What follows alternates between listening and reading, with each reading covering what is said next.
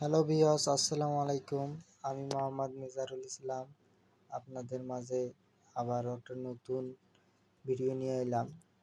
এটার মডেলটা হচ্ছে রেডমি G34W তা এটা হচ্ছে ডিসপ্লে সমস্যা। তা আমরা এটা ডিসপ্লেটা রিপেয়ার করার চেষ্টা করব 100%।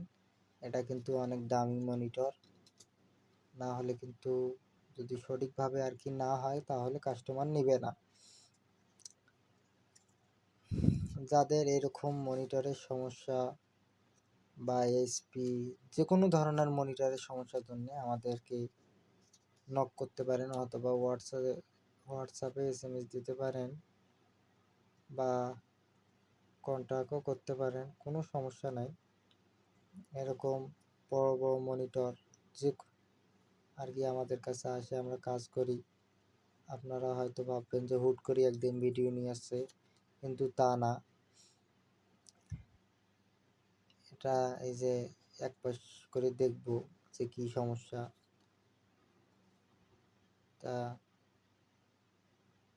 দেখে তারপরকে কাস্টমারকে এস্টিমেট দেব যে রিপেয়ার হবে কি না, তারপর রিপেয়ার করব।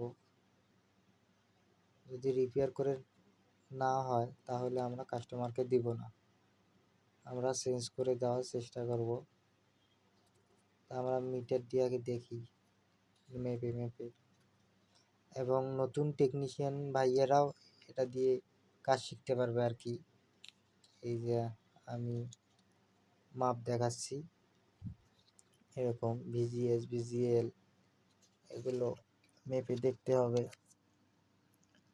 যে প্যানেল ভোল্টেজ আছে না হাই ভোল্টেজ আছে কি না।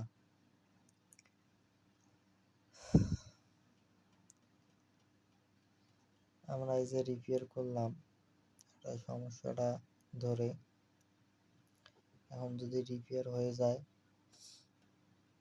তাহলে আমরা এটা ফিটিং করে দেব। তা এটা রিপেয়ার হয়ে গেছে, এখন ফিটিং করে দেখব।